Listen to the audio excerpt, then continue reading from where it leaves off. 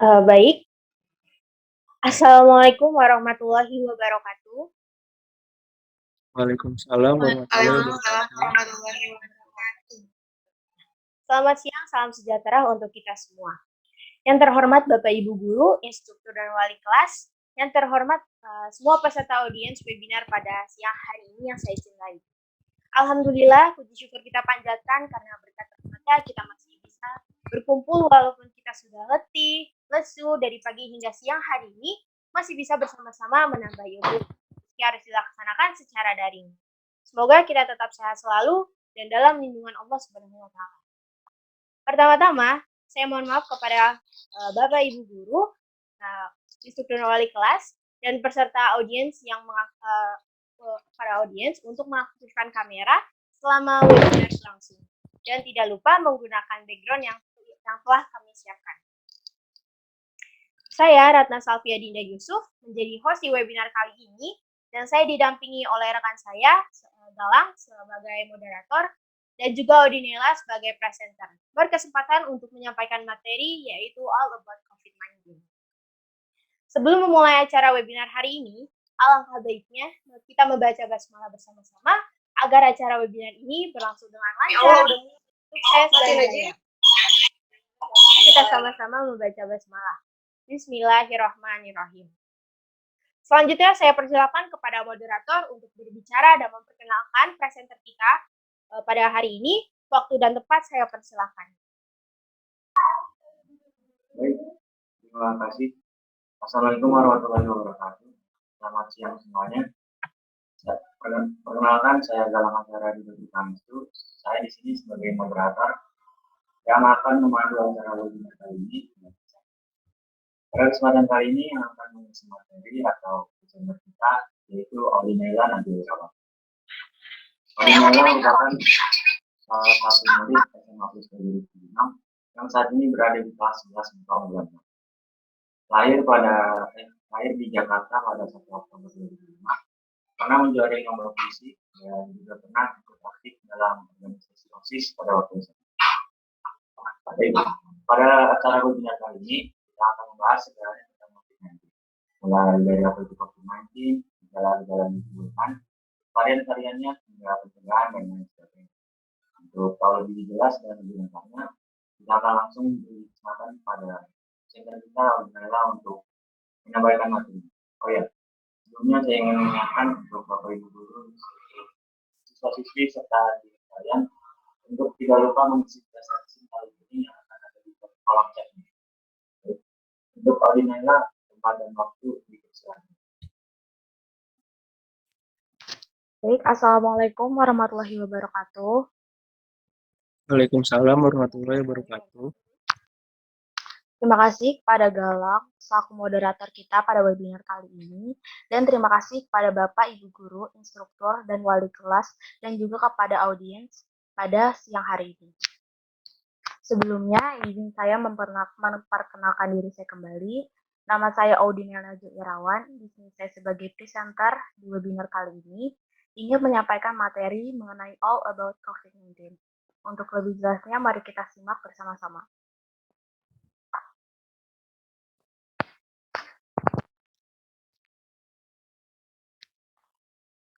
Tentunya teman-teman telah mengetahui, kita di seluruh dunia sedang mengalami wabah pandemi COVID-19.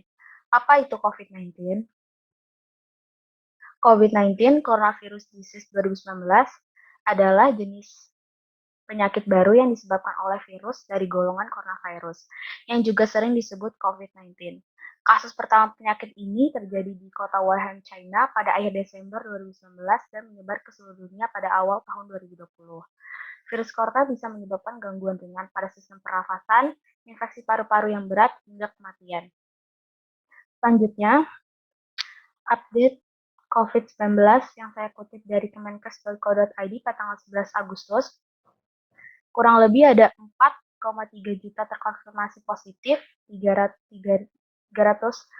ribu kasus aktif, dan 3 juta, 3 orang sembuh, dan 1.000 orang meninggal. Selanjutnya, ada dampak pandemi terhadap masyarakat. Yang pertama ada pengangguran. Terhambatnya aktivitas perekonomian secara otomatis membuat pelaku usaha melakukan efisiensi untuk menekan kerugian. Akibatnya banyak pekerja yang dirumahkan atau bahkan diberhentikan, PHK. Yang kedua ada WFH atau yang bisa disebut dengan work from home, merupakan sebuah sistem kerja yang mana karyawan dapat melakukan pekerjaan dari rumah. Jadi, pekerja tidak perlu datang ke kantor tatap muka dengan para pekerja lainnya untuk mengurangi penyebaran virus. Yang ketiga, sama halnya dengan WFH, ada SFH, School from Home. Adalah metode yang memanfaatkan jaringan online yang sudah pasti terhubung dengan internet dengan tetap berada di rumah masing-masing dan mengerjakan seluruh pekerjaan pembelajaran melalui online. Selanjutnya ada beberapa virus corona seperti berikut. Yang pertama ada Alpha. Varian Alpha ini dari Inggris. Dan varian ini menunjukkan potensi peningkatan penularan dan rawat inap. Yang kedua ada varian Beta dari Afrika Selatan. Varian ini memiliki kemampuan penularan yang lebih cepat dan berpotensi mengakibatkan kematian yang tinggi. Yang ketiga ada varian Gamma dari Brazil. Varian ini ditemukan lolos saat inkubasi dengan antibodi yang dihasilkan sebagai respon terhadap gelombang pertama pandemi. Selanjutnya ada varian Delta dari India. Varian Delta ini dianggap lebih menular dan bisa menyebar lebih cepat dari varian virus yang lainnya. Varian Delta ini juga menyebar ke sejumlah wilayah di Indonesia. Kelima ada varian Epsilon dari Amerika Serikat. Varian virus ini sangat mengkhawatirkan dan mengarah kepada peningkatan penularan dan penyakit yang lebih parah. Selanjutnya ada beberapa gejala COVID. Ada demam, batuk, dan sesak nafas. Demam itu sendiri merupakan gejala pertama yang diderita sebagian besar pasien COVID. Ada kecenderungan pasien mengalami demam selama beberapa hari setelah terkena virus. Dan ada batuk. Batuk ditimbulkan akibat COVID-19 biasanya bersifat kering. Hal ini dikarenakan infeksi virus menyebar ke dalam tubuh melalui hidung atau mulut. Kemudian ada sesak nafas.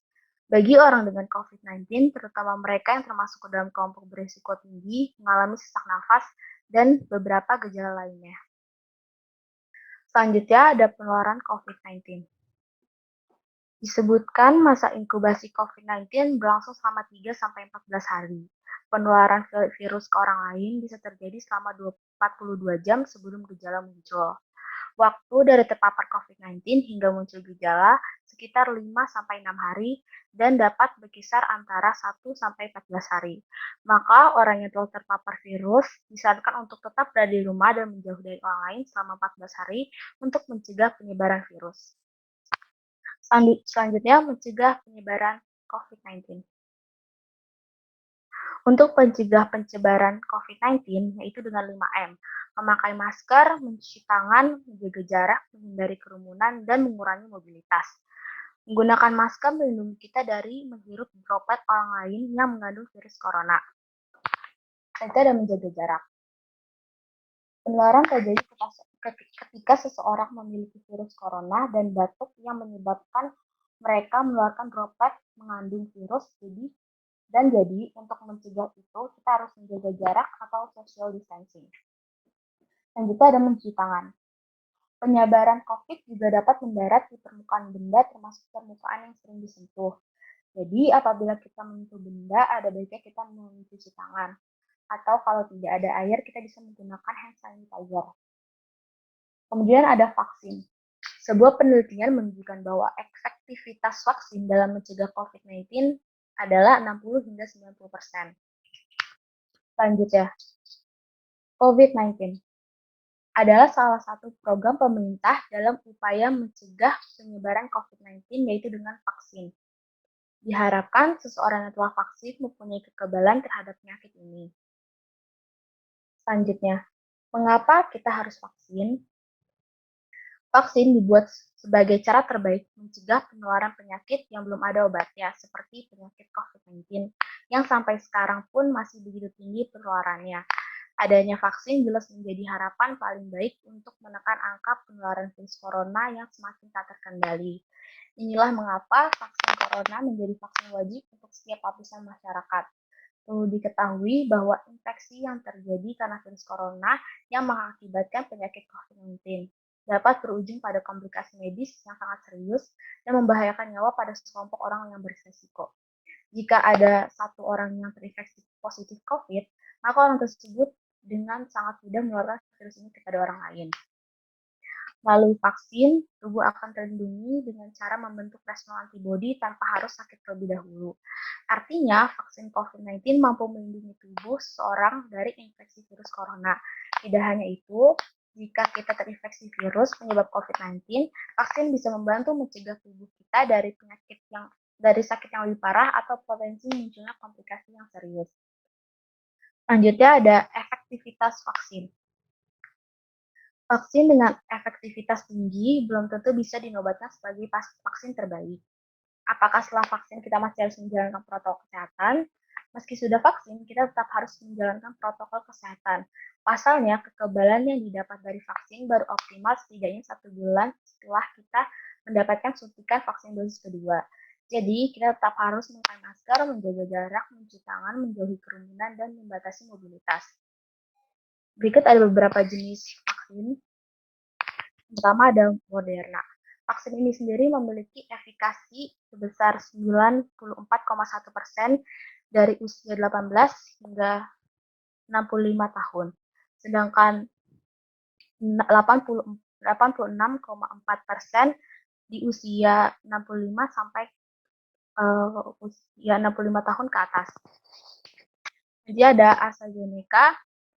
Vaksin ini biasa dilakukan 2 kali dosis standar dihitung 15 hari pembelian dosis kedua. Vaksin menunjukkan efektivitas sebesar 62,1%. Kemudian ada vaksin Pfizer.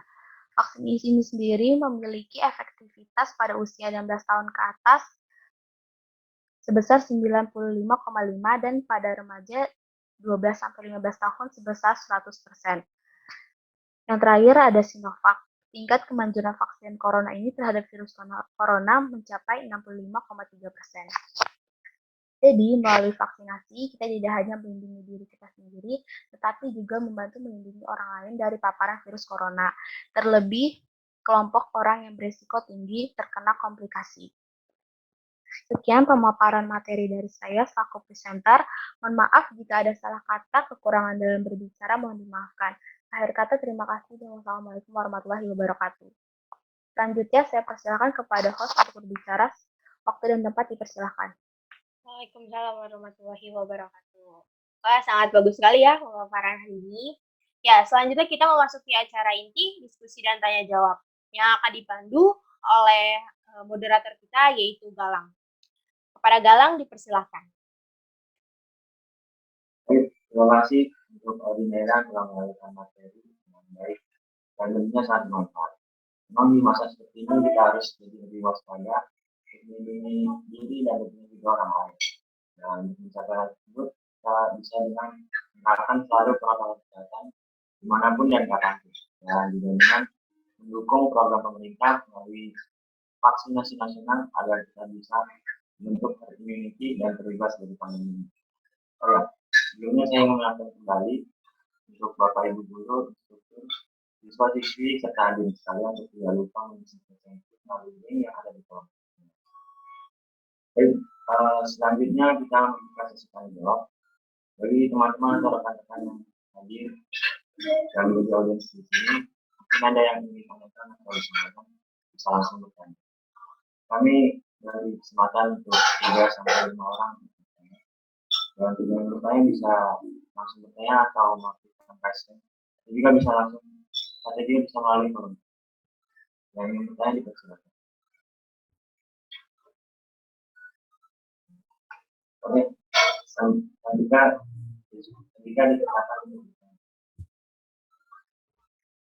Oke, Assalamualaikum warahmatullahi wabarakatuh. Saya Santika Desvita dari kelompok 3. Buat Audi, saya mau nanya, apakah aman untuk saya berpergian dalam kondisi Indonesia saat ini?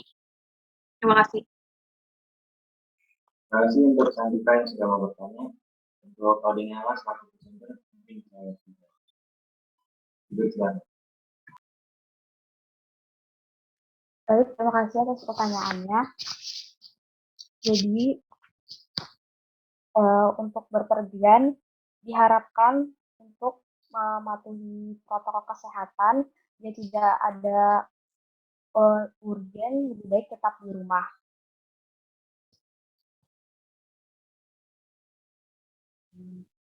Untuk saat ini, pemerintah telah mengeluarkan kebijakan dalam bepergian selama masa pandemi.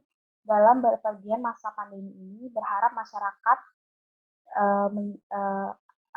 beberapa persyaratan administrasi seperti sertifikat vaksin, aplikasi peduli lindungi, dan juga tetap mematuhi protokol kesehatan. Ya, sekian kasih. Baik, terima kasih. Semoga jawabannya bisa memuaskan. Selanjutnya yang bertanya bisa. Oh, baik, Pak Ayu mungkin bisa lanjut. Baik, bisa. Oke, Assalamualaikum warahmatullahi wabarakatuh. Saya Syufayu dari kelompok 5 VCT. Kan sekolah lagi pada online kan, nah itu dari SMA, SMP, kuliah gitu. Bahkan kerja pun dari rumah. Menurut presenternya nih, kalau misalkan pembelajaran online untuk anak SD itu efektif gak sih? Kan anak SD itu masih pada bocah ya, masih mau main-main gitu. Gimana kan? Kasih. Terima kasih untuk supaya yang sudah mau bertanya. Untuk Ornella, selaku Desember, mungkin bisa dijawab. Terima kasih atas pertanyaannya. Menurut saya kurang begitu efektif karena masih ada anak kecil anak SD yang masih belum ngerti apa itu belajar, kayak masih main-main, lupa ngerjain tugas dan lain-lain. Dan juga pembelajaran secara online juga ditujukan untuk mengurangi virus. Jadi mau nggak mau tetap harus belajar online. Jadi itu aja. Kasih. Baik, terima kasih untuk Ornella. Semoga jawabannya bisa memuaskan. Selanjutnya yang bertanya silakan.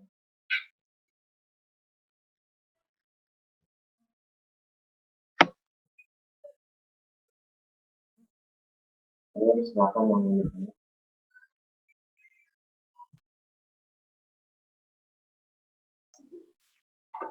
Selamat datang kelas 10 MIPA 2. Selamat bergabung. Silakan.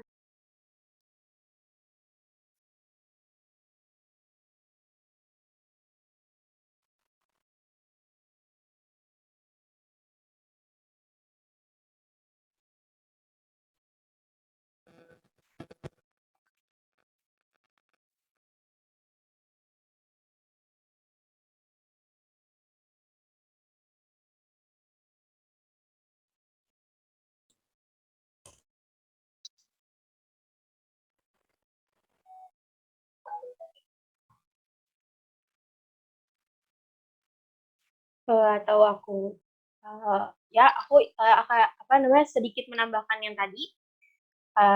Jadi efektif apabila tidak di masa pandemi. Selama berada di masa pandemi dilakukan pembelajaran secara online dengan tujuan untuk mengurangi penyebaran virus. Jadi ya itu intinya seperti itu yang tadi dijelaskan oleh Odey Nila.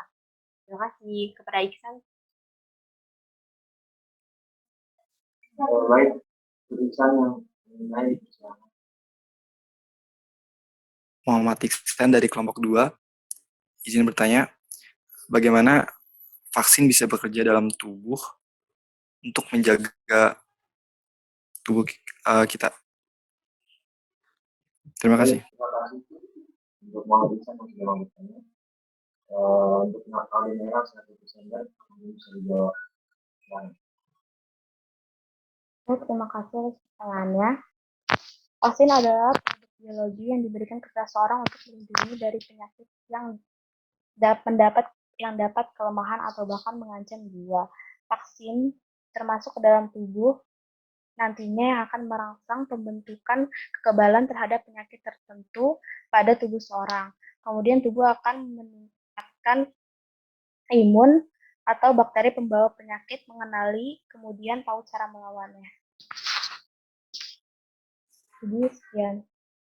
Terima kasih banyak atas jawabannya. Terima kasih. Selanjutnya apa ada yang ingin silakan.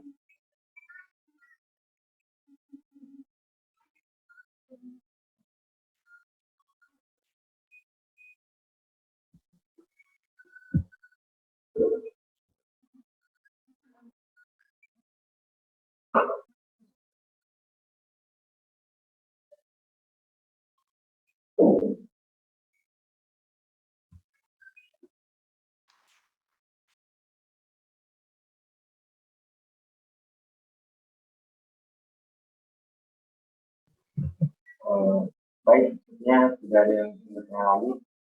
Sudah tiga orang yang bertanya. Terima kasih yang sudah mau bertanya. Sebagai yang sudah diberikan bisa memuaskan. Sebelum mungkin cukup untuk sesi kali ini. Sebelum kita mengakhiri acara, kita memberikan kesempatan kepada presenter kita untuk menyampaikan closing statement atau kesimpulan mengenai acara webinar kali ini. Untuk presenter webinar ini. Baik, jadi yang perlu diketahui bahwa perlunya kesadaran setiap individu betapa pentingnya vaksin COVID-19 demi memusnahkan pandemi ini yang sangat berefek pada berbagai macam faktor, terutama dalam perekonomian dan pendidikan, yang sangat penting di masa depan untuk masa depan generasi muda. Jadi yang dapat saya sampaikan ya ada kekurangan kata, mohon dimaafkan. Terima kasih. Baik, terima kasih untuk webinar yang menyampaikan closing statement. Sepertinya kita sudah berada di penghujung acara. Di masa seperti ini, kesadaran diri kita sangat penting. Karena dengan kesadaran diri, kita bisa tahu apa yang harus kita lakukan di masa seperti ini. Artinya dengan tidak lupa menerapkan selalu protokol kesehatan. Dan dengan begitu kita setidaknya sudah berkontribusi dalam mencegah penyebaran COVID-19 di negara ini. Karena kita tidak bisa terus bergantung pada pemerintah, kita sebagai warga dan masyarakat Indonesia juga harus ikut serta dalam usaha mencegah penyebaran COVID-19. Dan dengan begitu, kita bisa terbebas dari pandemi ini bersama. Baik, mungkin sekian untuk acara webinar kali ini. Semoga apa yang disampaikan pada webinar kali ini bisa bermanfaat untuk kita semua. Saya selaku moderator mewakili rekan saya yang bertugas, minta maaf apabila ada kesalahan kata, baik disengaja maupun yang tidak sengaja. Saya dalam acara ini Pangestu, mohon izin pamit undur diri. Terima kasih. Dan selanjutnya saya kembalikan kepada host untuk mengambil alih. Wassalamualaikum warahmatullahi wabarakatuh. Waalaikumsalam warahmatullahi wabarakatuh. Ya, terima kasih kepada Galang selaku moderator dan juga Udinila selaku presenter kita pada webinar hari ini. Masih pada semangat ya? Oke, alhamdulillah kita telah sampai di penghujung acara. Terima kasih banyak kepada Ibu, Bapak Guru, instruktur wali kelas, narasumber, moderator, serta para audiens yang telah menyimak acara ini dari awal sampai akhir. Semoga banyak ilmu yang kita dapat untuk diaplikasikan dalam kehidupan sehari-hari. Sebelumnya ada sedikit pantun untuk penutup acara ini untuk Bapak Ibu Guru, instruktur wali kelas, dan seluruh audiens, yaitu burung dara cendrawasih cari dulu di Papua. Cukup sekian, terima kasih. Semoga bermanfaat untuk kita semua. Saya mewakili panitia yang bertugas menyampaikan mohon maaf dan salah kata dan perbuatan. Akhir kata, terima kasih dan wassalamualaikum warahmatullahi wabarakatuh.